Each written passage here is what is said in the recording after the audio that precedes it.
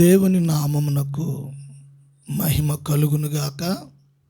ప్రియ సహోదరి సహోదరులారా, ప్రభు నామమును బట్టి మీ అందరికీ వందనాలు చెల్లిస్తున్నాను. దేవుని పరిశుద్ధ గ్రంథంలో నుండి నెహెమ్యా గ్రంథంలో ఉన్న గుమ్మముల గురించి మనం ధ్యానించుచున్నాము.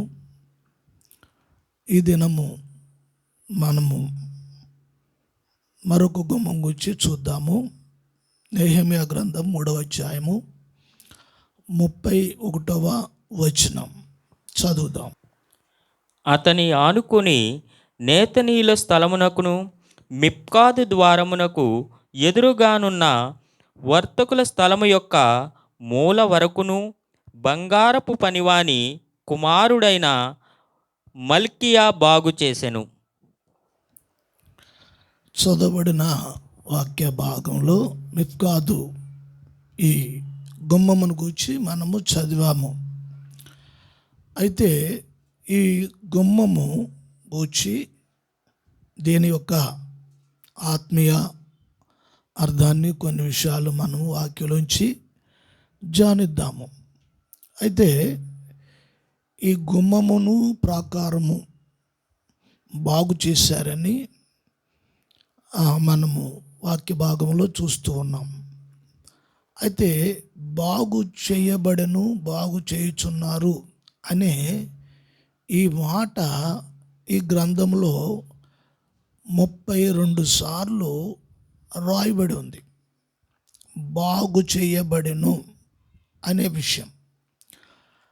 దేవుని ఆత్మ మరి చెడిపోయిన వారిని బాగు చేసే విషయంలో ఎంత ప్రాముఖ్యత దేవుడు వహిస్తున్నారు అనే ఈ మాటను గూర్చి మనము గ్రహించాలి.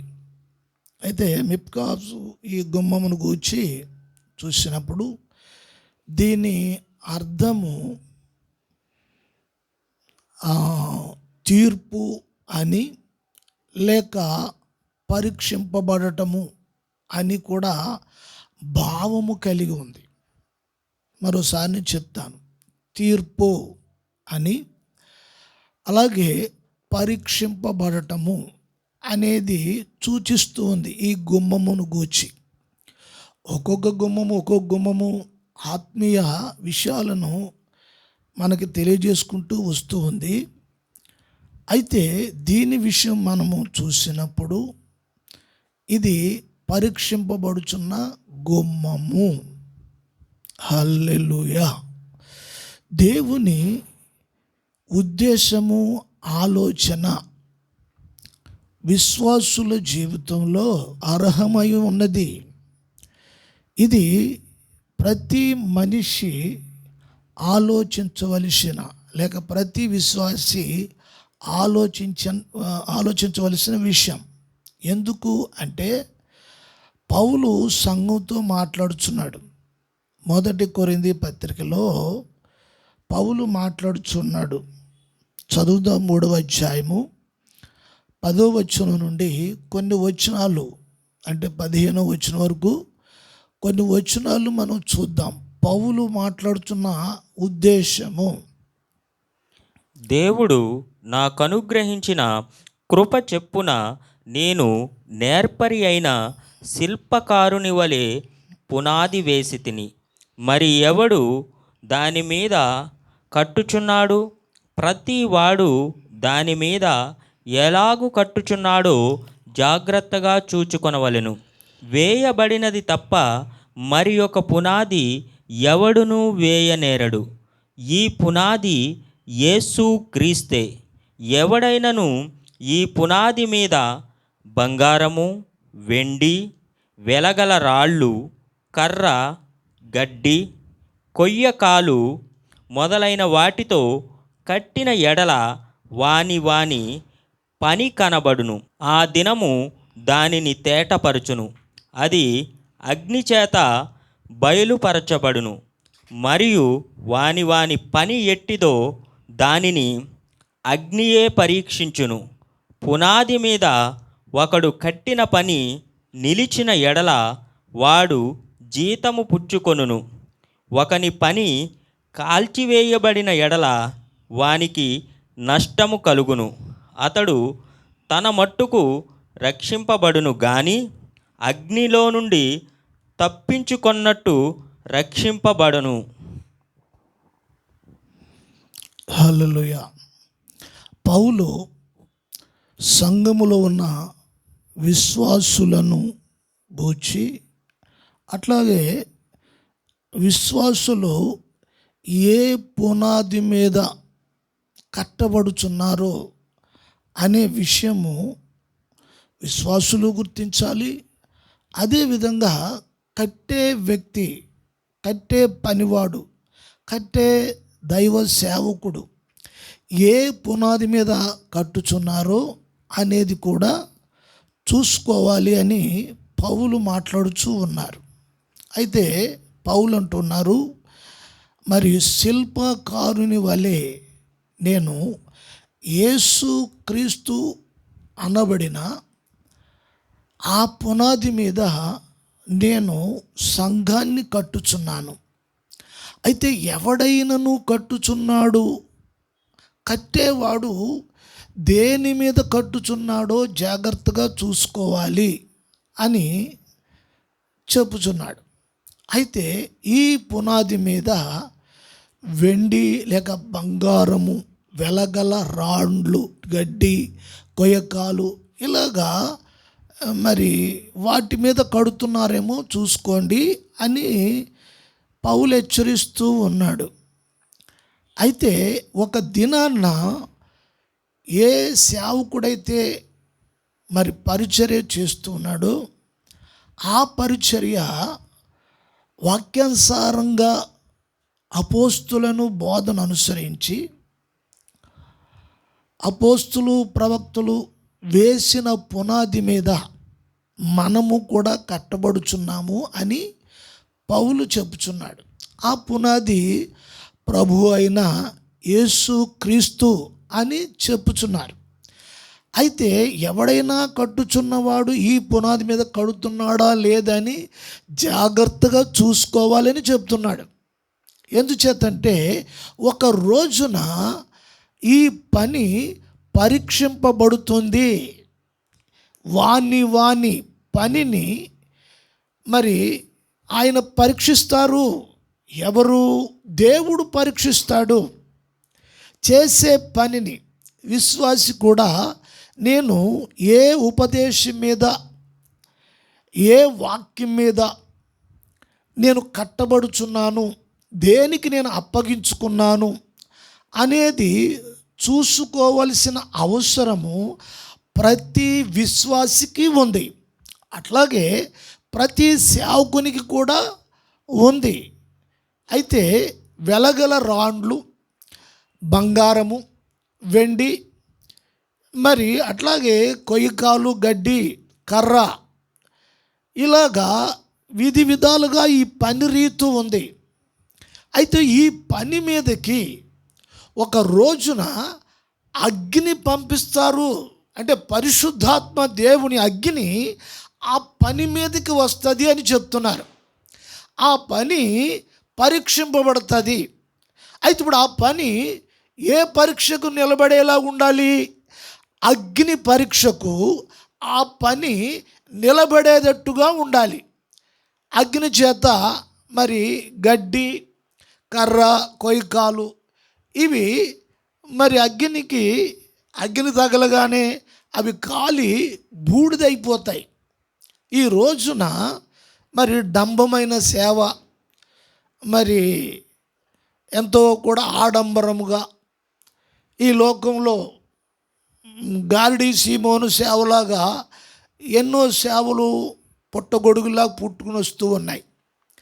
దానికి ఆధారము వాక్యానుసారమైందా లేదా అనేది కూడా మరి ప్రజలు గుర్తించలేని స్థితిలోనికి వెళ్ళిపోయేటట్లుగా మసిపూసి మారేడుకాయ చేసి ప్రజలు మోసగింపబడుతున్నారు.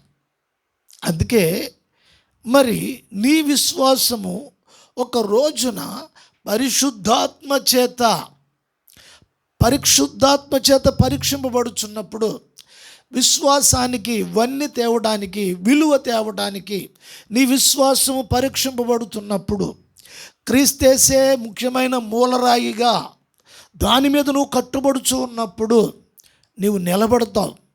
ఎటువంటి పరిస్థితుల్లోనైనా, ఎటువంటి కష్టాల్లో అయినా, ఎటువంటి బాధల్లో అయినా, ఎటువంటి అవమానంలో అయినా నువ్వు నిలబడతావు.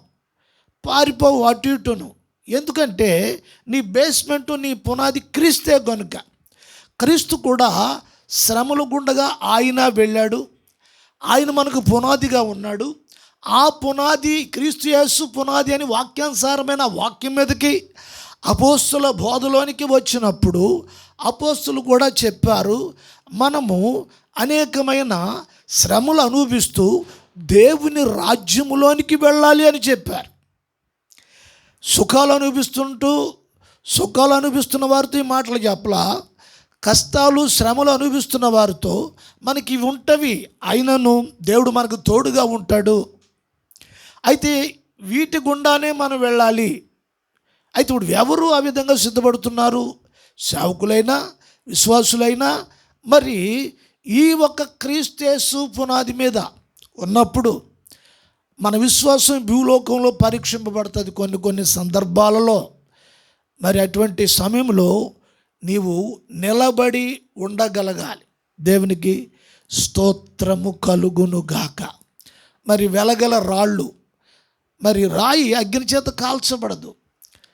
బంగారము కాల్చబడినప్పుడు దానికి మెరుగు వస్తుంది. అట్లాగే వెండి కాల్చబడుతున్నప్పుడు దానిలో ఉన్న మస్టు, దానిలో ఉన్న దోషము అది పరిశుభ్రపరచబడుతుంది. ఇక్కడ అగ్ని చేత ఈ పరీక్ష పడుతున్నప్పుడు వాటికి విలువ వస్తుంది. అట్లాగే మరి గడ్డి, కొయ్యకాలు చూడండి, మనం చూస్తాం చాలా సెట్టింగ్లు వేస్తూ ఉంటారు. గడ్డితోటి, మట్టితోటి తయారు చేసినవి చాలా అందంగా, ఆకర్షణీయంగా, మరి గొప్ప గొప్ప కట్టడాలుగా కనబడుతూ ఉంటాయి. ఫిలిము సెట్టింగులు, సినిమా సెట్టింగులు అవి చూస్తుంటే, మరి తాజ్మహల్ సెట్టింగు, చార్మినారు సెట్టింగు ఇట్లా వేస్తూ ఉంటారు. న్యాచురల్గా అది ఒరిజినల్గా ఉన్నదానికంటే ఈ గడ్డితోటిని, మరి మట్టితోటి, అట్టతోటి చేసినవి చాలా అందంగా, చాలా భారీ ఎత్తులో కనబడుతూ ఉంటాయి. అట్లాగే వాక్యం లేని సేవ, క్రీస్తు మూలరాయిగా చేసుకోలేని సేవ, లోక సంబంధమైన సేవ, అది గడ్డి, కొయ్యకాలతో పోల్చబడింది. మరి దానిని ఒక రోజున దేవుడు ప్రతి సేవను పరీక్షిస్తారు అని చెప్తున్నారు. దేని చేత అంటే పరిశుద్ధాత్మ అగ్ని చేత. అగ్ని వస్తుంది పరీక్షించడానికి. మరి ఆ పరీక్ష ఎదుట ఆ పని నిలబడకుండా కాలిపోతే, బూడిదైపోతే ఆ వ్యక్తికి ఏం ప్రయోజనము? ఆ పని పాడైపోతే, ఆ పని బూడిదైపోతే మరి విశ్వాసుల పరిస్థితి ఏమిటి? గమనించవలసిన విషయము ఏమిటంటే, ప్రతి ఒక్క విశ్వాసి వాక్యములో నుండి పౌలు మాట్లాడుతున్న విషయాలను దేవుని ఆత్మ ద్వారా మనం పరికించాలి, గ్రహించాలి, అర్థం చేసుకోవాలి అని సంఘాన్ని హెచ్చరిస్తూ ఉన్నాడు. సేవ చేయుచున్న వారిని హెచ్చరిస్తూ ఉన్నాడు. మరి మనం చేస్తున్న పరిచర్య ఎటువంటిది? గడ్డి లాంటిదా, కొయ్యకాలు లాంటిదా, కర్ర వంటిదా? మరి ఒక రోజున దాని మీదకి అగ్ని వస్తే ఏమిటి పరిస్థితి? చక్కగా ఆ గడ్డికి చక్కగా రంగులు వేసి, దానికి చిత్రాలు దిద్ది, అందంగా మెరుగులు పెట్టి కనిపించవచ్చు. కానీ అగ్ని ఎదుట నీ పని, నీ పరిచర్య నిలవబడుతుందా? అది కాలిపోతుంది కాదు, కాల్చేస్తుంది కాదు. అది మనం గుర్తించాలి. స్తోత్రం. అందుకే తిమోతితో కూడా పౌలు అంటూ ఉన్నాడు, గమనించాలి. చదవండి 2 తిమోతి పత్రిక 2వ అధ్యాయము 15వ వచనం. దేవుని ఎదుట యోగ్యునుగాను, సిగ్గుపడనక్కర్లేని పనివానిగాను, సత్యవాక్యమును సరిగా ఉపదేశించువానిగాను నిన్ను నీవే దేవునికి కనపరుచుకొనుటకు జాగ్రత్త పడుము. తిమోతితో పౌలు ఈ మాటలు ఎఫెసీ సంఘంలో కాపరిగా ఉన్న తిమోతిని హెచ్చరిస్తూ ఉన్నాడు. నీ బోధ చేత అనేకులు నీవు సంపాదించాలి. అయితే ఆ బోధను గూర్చి ఆ మాట మనం చూద్దాం. ఒకసారి చదవండి. దేవుని ఎదుట యోగ్యునిగాను సిగ్గుపడనక్కరలేని పనివానిగాను సత్యవాక్యమును సరిగా ఉపదేశించువానిగాను నిన్ను నీవే దేవునికి కనపరుచుకొనుటకు జాగ్రత్త పడుము. దేవుని ఎదుట సిగ్గుపడి వానిగా కాక అని చెప్తున్నాడు. అయితే సత్యవాక్యమును సరిగ్గా ప్రజలకు సంఘానికి బోధించేవానిగా నిన్ను నీవే యోగ్యత కలిగిన వానిగా యోగ్యునిగా ఎంచుకొని ఆ యోగ్యత ఎట్టిదో నీ జీవితాన్ని వాక్యములో చూసుకుంటూ దేవుని ఎదుట సిగ్గుపడ పరిస్థితి తెచ్చుకోకుండా నీ జీవితాన్ని పరిశుద్ధంగా కాపాడుకుంటూ మరి ఉపదేశపక్షంగా నీవు సరిగ్గా బోధించేవాడిగా ఉండాలి. ఆ సామర్థ్యత గలవాడిగా ఉండాలి. మరి వాక్యము పరిశుద్ధాత్మ దైవావేశముతో లేఖనాలను వివరించగలిగి ఉపదేశాన్ని ప్రజలకు సంఘానికి సవిస్తరముగా బోధించి వానిగా ఉండాలి ఓ తిమోతి అని పౌలు హెచ్చరిస్తూ ఈ మాటలు పౌలు తిమోతికి రాస్తూ ఉన్నాడు. అలాగే తిమోతి మరి యవనస్తుడు సంఘంలో నమ్మకంగా పరిచర్య చేస్తున్నాడు. ప్రభు ఎదుట సిగ్గుపడని పనివానిగా అతడు పని చేస్తున్నాడు.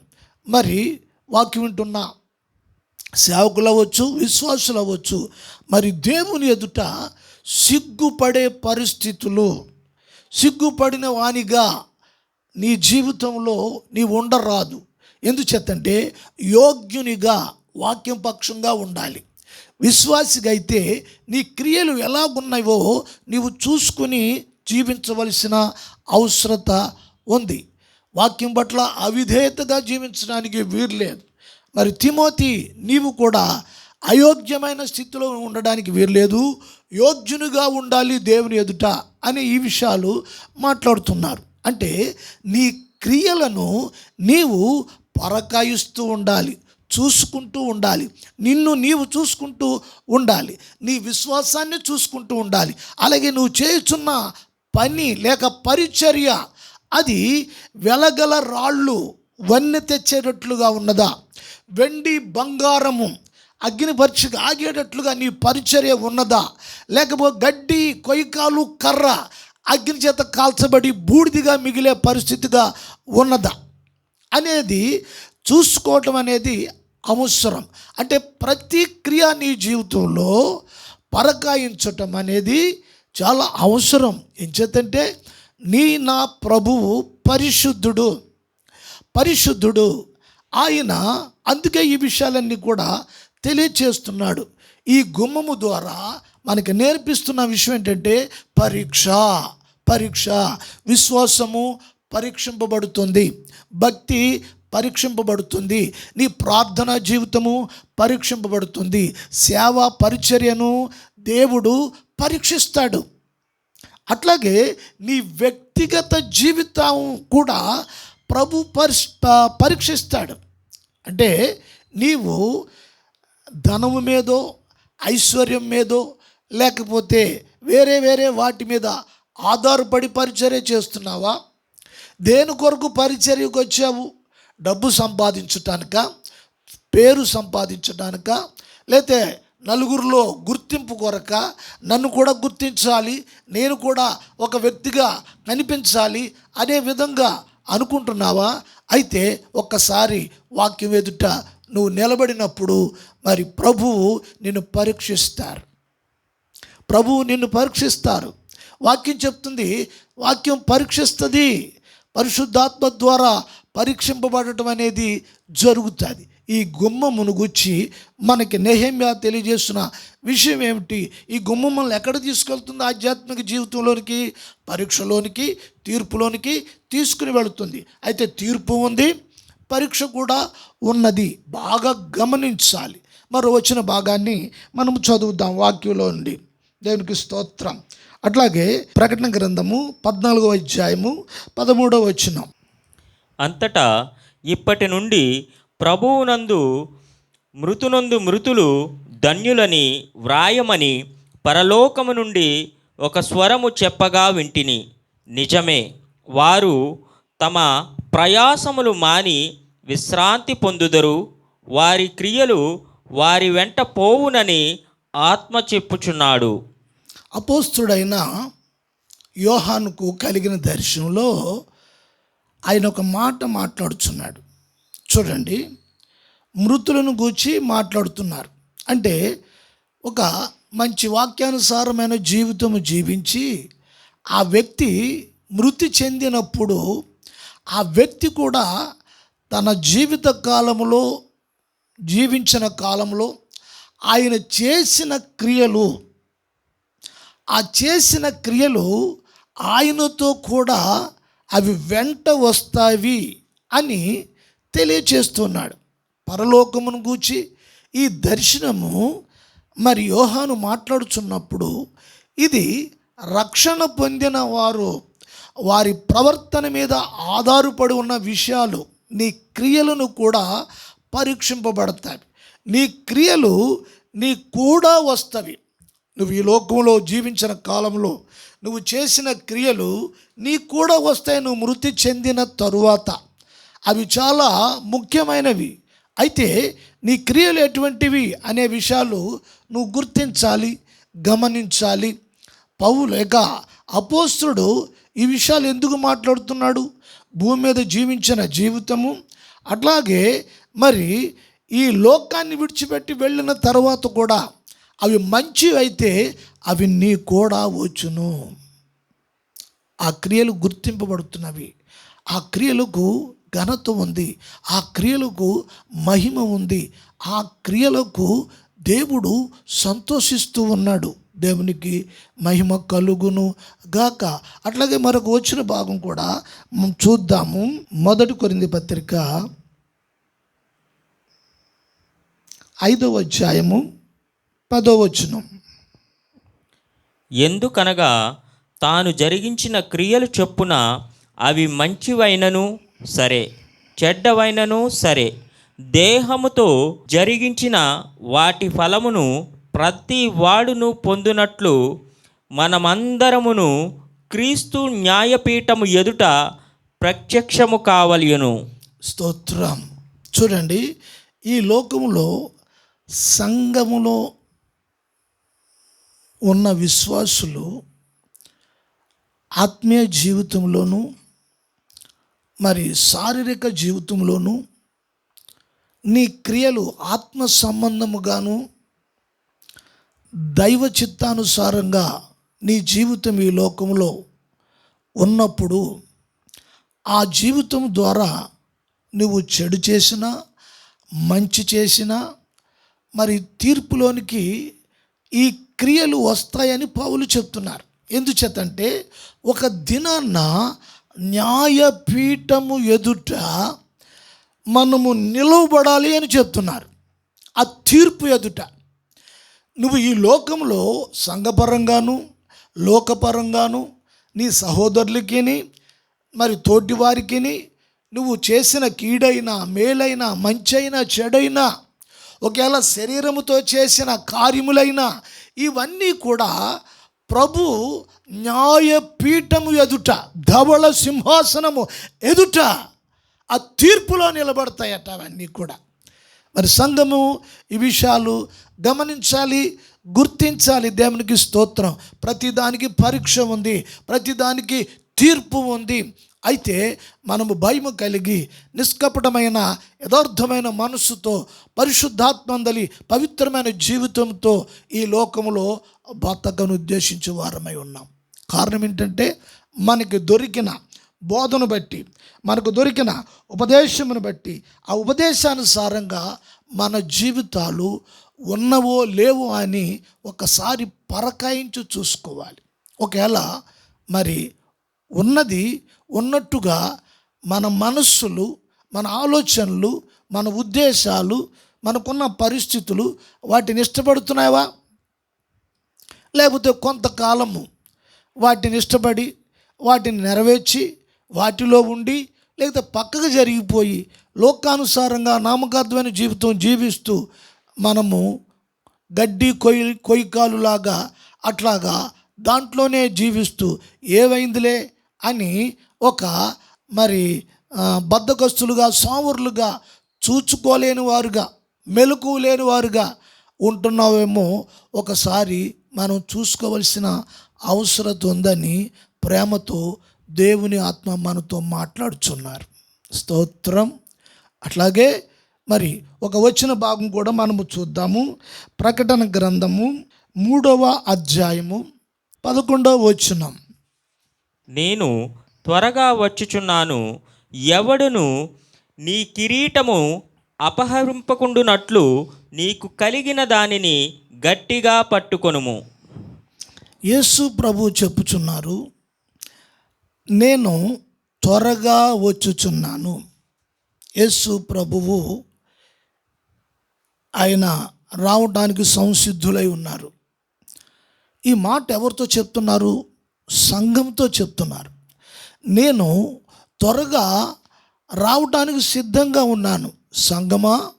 అయితే నీవు మొదట నుండి ఏ ఉపదేశాన్ని అయితే అంగీకరించి ఉన్నావో దాన్ని ఆఖరి వరకు, చివరి వరకు, అంతం వరకు దాన్ని గట్టిగా పట్టుకోవాలని చెప్తున్నారు ప్రభు.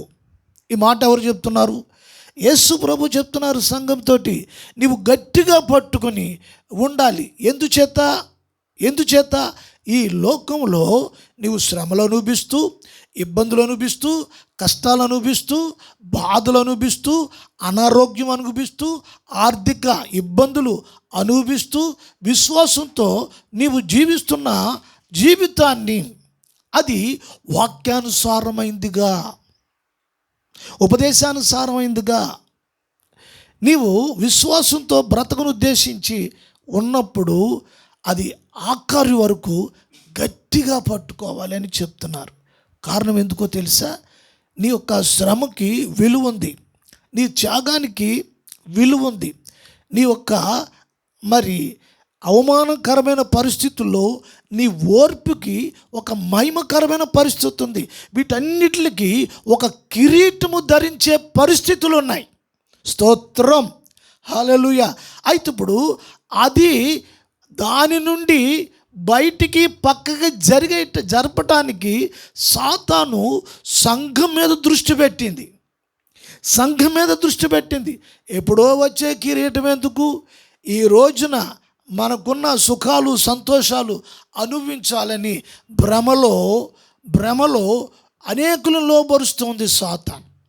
మరి ఈ ప్రకటన గ్రంథము 3వ అధ్యాయము 11వ వచనంలో భూమి మీద ఉన్న సంఘముతో ప్రభువు మాట్లాడుచూ ఉన్నారు. ప్రజెంట్ సంఘం భూమి మీదే ఉంది. ఆ భూమి మీద ఉన్న సంఘంతో ప్రభు మాట్లాడుతూ ఆయన అంటున్నాడు, ఇదిగో నీవు పట్టుకున్న వాక్యం ఉపదేశమును అంతం వరకు నువ్వు గట్టిగా పట్టుకోవాలి. ఎందుకంటే ఏమాత్రం ఎక్కడ లూజ్ అవ్వకూడదు. ఈ రోజునంతా కూడా లూజు విశ్వాసం, లూజు భక్తి, లూజు అంతా లూజే. ప్రభు అంటున్నారు, లూజు కాదు, నువ్వు గట్టిగా పట్టుకోవాలి. దేవునికి స్తోత్రం. నేను లూజు చేయడానికి ఈ లోకములో ఈ లోకాధికారైన సాతాను ఎన్నో ప్రలోభాలు పెట్టి, ఎంతో భ్రమను పెట్టి, ఎన్నో ఆశలు చూపించి, ఎన్నో రకాలైన మోసము, మరి ఎన్నో రకాల తంత్రాలు ఉపయోగించినా, అందుకే ప్రభు అంటున్నారు, ఆ తంత్రాలకి నువ్వు లోబడకుండా నీ వాక్యాన్ని నువ్వు గట్టిగా పట్టుకో, నీ విశ్వాసాన్ని కాపాడుకో, నీ కిరీటాన్ని కోల్పోకు. దేవునికి స్తోత్రము కలుగును గాక. నేను త్వరగా వచ్చుచున్నాను. సంఘాన్ని తీసుకెళ్ళేవాడు, సంఘాన్ని పోషించేవాడు, సంఘాన్ని కాపాడేవాడు, హల్లెలూయా, సంఘం కొరకు తన స్వరక్తము ఇచ్చి వెల ఇచ్చి సంఘాన్ని సంపాదించుకున్నవాడు మాట్లాడుతున్నాడు. సంఘమా, నీకున్న పరిస్థితులు బట్టి ఒకవేళ వెనక్కి జారిపోతున్నావేమో, నువ్వు గట్టిగా పట్టుకోవాలని ప్రభువే మాట్లాడుతున్నాడు. సంఘంతో ప్రభువే మాట్లాడుతున్నాడు. నువ్వు గట్టిగా నిలబడాలి. కొన్ని పరిస్థితులు విశ్వాసంలో నిలబడి ఉంటున్నప్పుడు కొన్ని పరిస్థితులు కదిలించే పరిస్థితులు నీ జీవితంలో ఉండవచ్చు. ప్రభువే కొంతమంది వ్యక్తులు మాటల ద్వారా నిన్ను కదిలించే పరిస్థితులు నీకు ఉండవచ్చు. కానీ నీ గట్టిదనము పట్టుకునే పట్టు నీవు విడిచిపెట్టకూడదని ప్రభువు చెప్పుచున్నారు. కొన్ని సందర్భాల్లో విసిగిపోతున్నావా? ఏం చెయ్యాలో తెలియని పరిస్థితిలో, అయోమయమైన పరిస్థితిలో నీవు ఉన్నావా? కానీ ప్రభు నీ పక్షంగా ఉన్నవాడు, ఆయన మాట్లాడుతూ ఉన్నాడు. నేను త్వరగా వచ్చుచున్నాను, నేను త్వరగా వచ్చుచున్నాను, నేను త్వరగా వచ్చుచున్నాను. హల్లెలూయా, హల్లెలూయా, నేను త్వరగా వచ్చుచున్నాను. సంఘమా, సహోదరి సహోదరులారా, ప్రభు రాకడ కొరకు ఎదురు చూచేవారుగా, సంఘములో విశ్వాసంలో స్థిరులుగా ఉండేవారి కొరకు ఆయన రాబోతూ ఉన్నాడు. నిలకడగా ఉండేవారి కొరకే రాబోతున్నాడు. ఆయన వచ్చి తీసుకువెళ్ళడానికి సిద్ధంగా ఉన్నాడు. మరి వెళ్ళడానికి కూడా మనమందరం కూడా సిద్ధముగా ఉండి, ఆ విధంగా పరిశుద్ధాత్మ మనలందరినీ బలపరిచి స్థిరపరచు లాగున ప్రతి పరీక్ష ఎదుట మనము నిలబడడానికి పరిశుద్ధాత్మే మనకు సహాయం చేసి మనల్ని నిలబెట్టును గాక. ప్రార్థన చేద్దాము. నాతో కలిసి మీరు ప్రార్థనలో ఏకీభవించాలని మిమ్మల్ని అందరినీ కూడా కోరుచున్నాను. ప్రార్థన. మహాపరిశుద్ధుడా, మహోన్నతుడా, యేసయ్యా, ఈ మిఫ్కా ద్వారము ద్వారా మాకు అనేక విషయాలు మాట్లాడుతూ వస్తూ ఉన్నారు.